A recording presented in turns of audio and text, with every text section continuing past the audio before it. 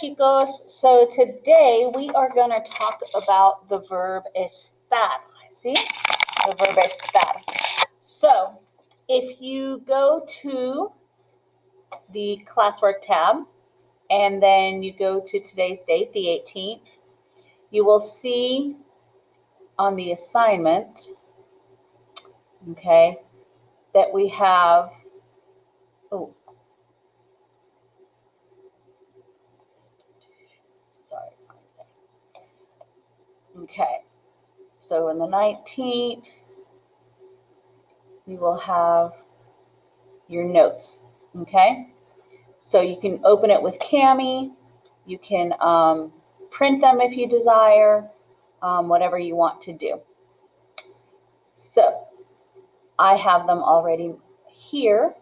So if you turn to the pages after the vocabulary, you will see the verb estar, which is right here, okay? So the verb estar. The verb estar, since we just did the discovery together, the verb estar means, ooh, let me erase that. My pen's going a little crazy here. The verb estar means to be, okay? I am, you are, he is, she is, right? So, and the forms of the verb estar look like this. Yo estoy, I am. Tú estás, you are. Él, ella está, he, she is. Usted está, you are. Remember, tú and usted both mean you, right? Nosotros estamos, we are. Vosotros estáis, y'all are. And ellos, ellas están, they are. And ustedes están, again, y'all are. Remember that tú and usted mean the same thing, and vosotros and ustedes mean the same thing, right? So, there is another verb that we have learned this year in Spanish 1 that means to be. Do you remember what it is? It is the verb ser. Okay? And if you remember, these are the forms of the verb ser. Soy, eres, es, somos, sois, and son. Do you remember that verb? We use it to talk about a few things. I know I gave you the acronym DOCTOR, right, for the uses of the verb ser. Since estar, this verb, estar, and the other verb, ser, both mean to be, they cannot be used interchangeably whenever we want, okay?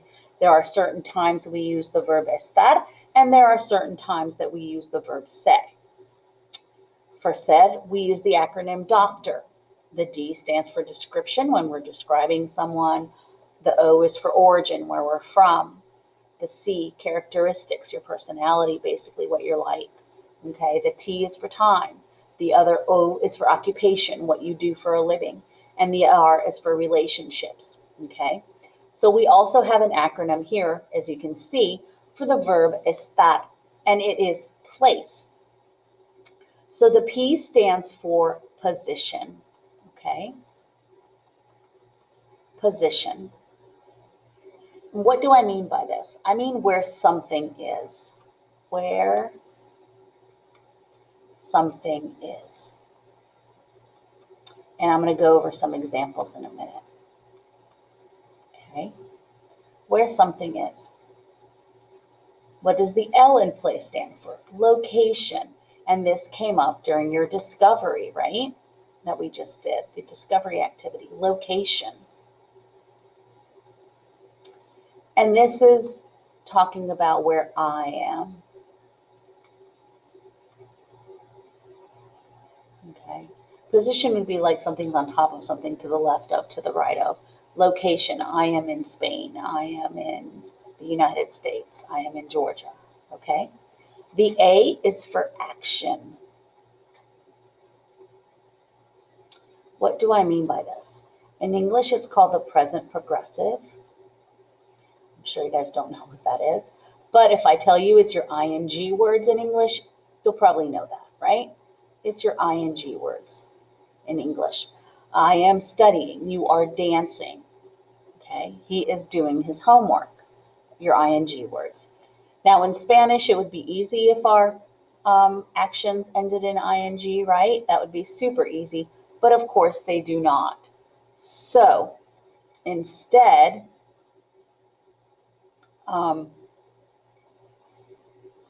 they end in ando if it's an AR verb, and we know all an AR verb is a verb that ends in AR, or an yendo if it's an IR or an ER verb. Okay? And that's all there is to it. So,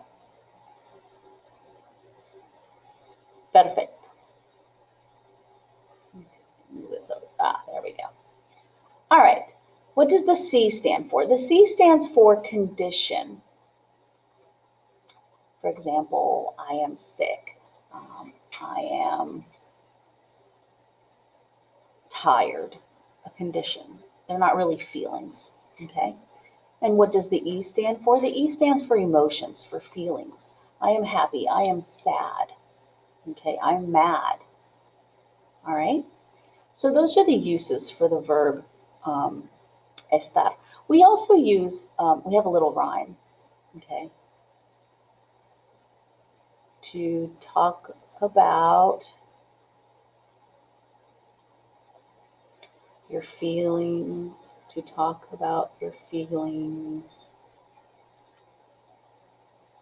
and where you are.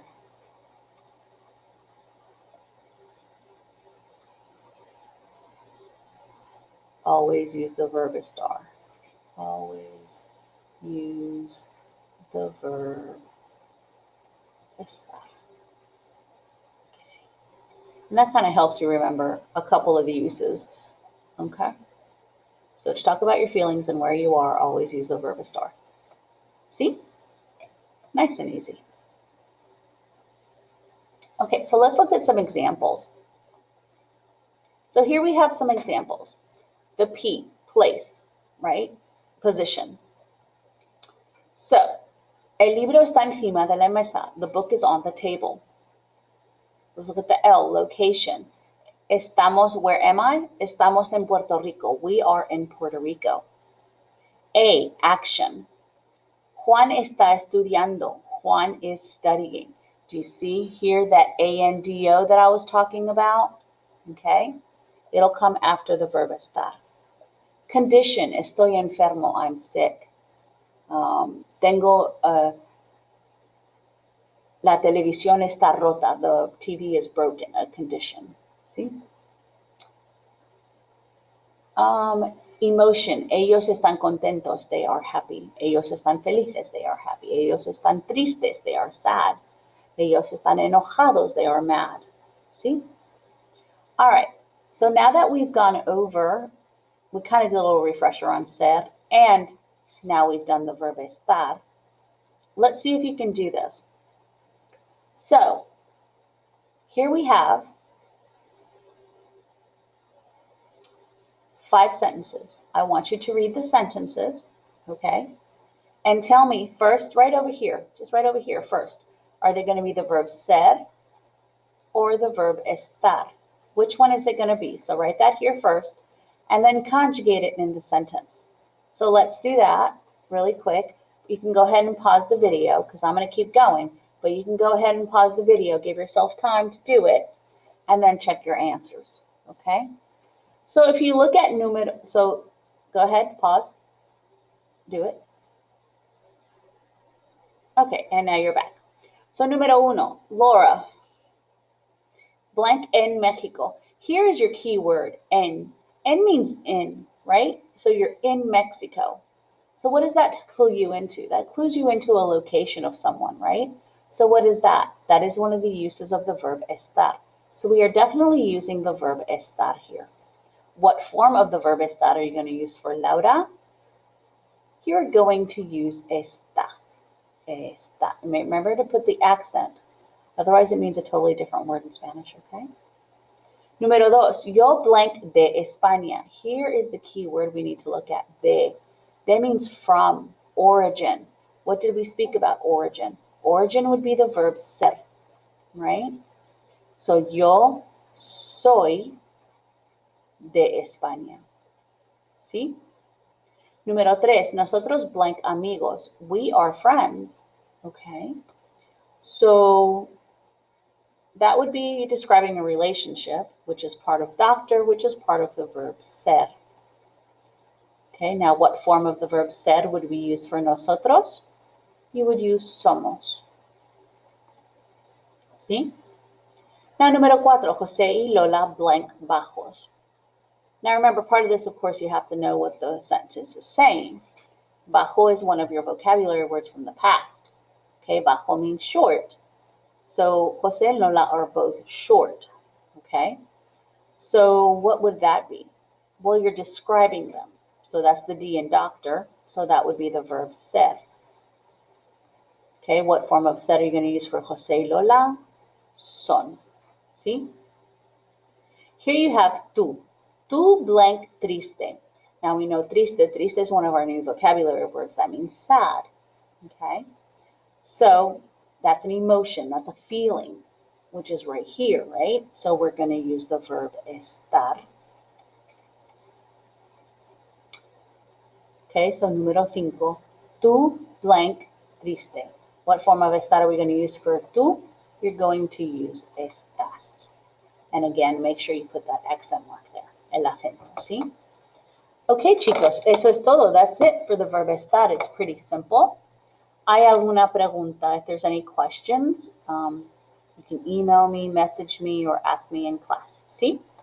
Okay, gracias.